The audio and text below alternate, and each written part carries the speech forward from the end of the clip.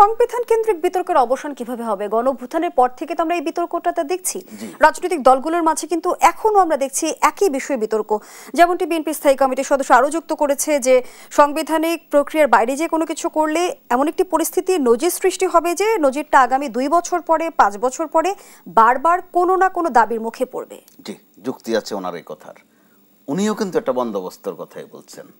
এটাও কিন্তু এক ধরনের সনদের প্রতি একটা আকর্ষণ। সনদ থেকে সরছেন না, কিন্তু তো পদ্ধতি নিয়ে এক কথা দু কথা হচ্ছে, কিন্তু কথাগুলো এই মাত্রার হবে কেন? আমি বলতে চাচ্ছি ওই বিষয়টা। সনদ তো প্রত্যেকের যার যার দলের জন্য প্রয়োজন। উদাহরণ যদি এভাবে বলি, ধরেন আওয়ামী লীগ কখনো ব্যাক করলো, আওয়ামী লীগ তো মামলা করেই আছে, শুধু 5 আগস্টের জন্য না, 5 আগস্টের আগে প্রত্যেকটা ঘটনার জন্য কিন্তু মামলা আছে। মেট্রো রেলে আঘাত করা, এখানে ওখানে হামলা করা, ফৌজদারি অপরাধের মামলাগুলো, অর্থাৎ গুরুতর মামলা। ওখানে আসামি কারা কারা? এই ছাত্ররা, অর্থাৎ তখন যে 6 সমন্বয়ক মনে আছে বোধহয় আপনার, ওরা আসামি। আবার বিএনপিও আসামি, কারণ বিএনপি এখন আরও গুরুতর আসামি হবে। এই কারণে বিএনপি মাঝে মধ্যে বলার চেষ্টা করে যে ছাত্ররা তো সামান্য কয়েকদিন করেছে, আমরা তো তাদের চেয়ে আরও বেশি করেছি, তার মানে আসামি হিসাবে আমাদের নামটা আরও আগে। তো হয়তোবা তখন বলা যাবে না আমরা আসলে তাদের সাথে ছিলাম না, কারণ আমাদের রাজনীতিতে কিন্তু শেষ কথা বলতে কিছু নাই। তাহলে আপনি বলবেন যে প্রমাণ কি আপনারা যে ছিলেন না?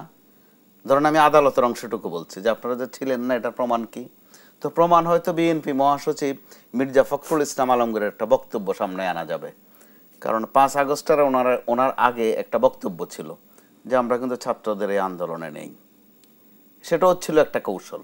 যখন 5 আগস্ট ঘটে গেছে তখন বলেছে যে নেই বল মানে ছিলাম না তা নয়, বেশি করেছিলাম, যাবতীয় কাজ তো আমরাই করেছি।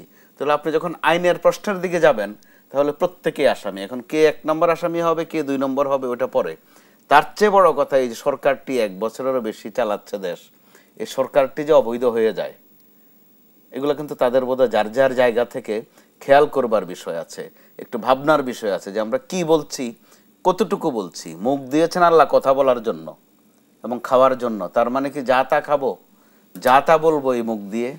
সম্ভবত ওনাদের এই যে বিরোধগুলো এখন, এগুলো আরো শালীন ভাষায় নিষ্পত্তি করা যায়। বিএনপি স্থায়ী কমিটির সদস্য আরও যে 2টি লাইন যুক্ত করেছেন সেটি হচ্ছে যে তাদের কথাই মানতে হবে যে সাংবিধানিক আদেশের মধ্য দিয়ে অবৈধভাবে ঘোষণা নাকি এখনই জারি করতে হবে উইথ ইমিডিয়েট এফেক্ট, যে আজকে থেকে কার্যকর হলো ধরে নিয়ে। তবে কি তিনি জাতীয় ঐকমত্য কমিশনের কথা বোঝাতে চেয়েছেন? আজকে বলতে শুধু আজকে নয়, উচিত তো ছিল সেটা 5 আগস্টেই করা। 5 আগস্টে যদি এই কাজটুকু করে ফেলা হতো, একটা ঘোষণা বা ঘোষণাপত্র বা সনদ, যেটাই বলেন আপনি, সম্ভবত কেউ না করতো না, সবাই এক বাক্যে রাজি হয়ে যেত। তো সেটা হয়নি, সেটার বিশ্লেষণ নানান।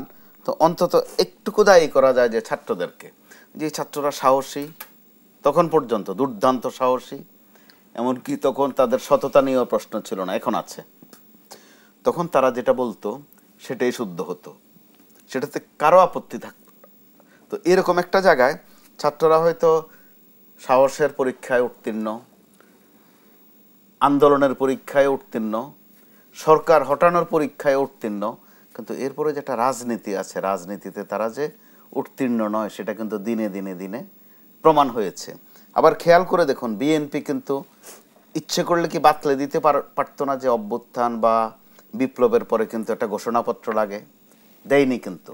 আর ছাত্রদেরও সেটা মনে পড়েছে বছর খানেক পর যে আমরা বোধহয় গোলমাল একটা করে ফেলেছি। তো সেটা উপলব্ধি হওয়ার পর হাসনাত কিন্তু বলেছেন যে রাজনীতিবিদরা যত ঘনিষ্ঠ হচ্ছে দলগুলো, আমাদের দিকে বোধহয় ফাঁসির রশি আস্তে আস্তে এগোচ্ছে।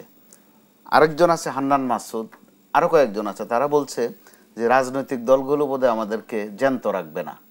অর্থাৎ উপলব্ধিটা হয়েছে 1 বছর পরে। তো 1 বছর পরে উপলব্ধি হওয়ার কারণে তাদের তাড়না একটু বেশি থাকবে, এটাই স্বাভাবিক। সেখানে তরুণদের রাজনৈতিক দলের ভবিষ্যৎ কি, সেই প্রশ্নটি রেখে এ পর্যায়ে ধন্যবাদ জানাচ্ছি আপনাকে। পরবর্তী অংশে আবারও ফিরছি।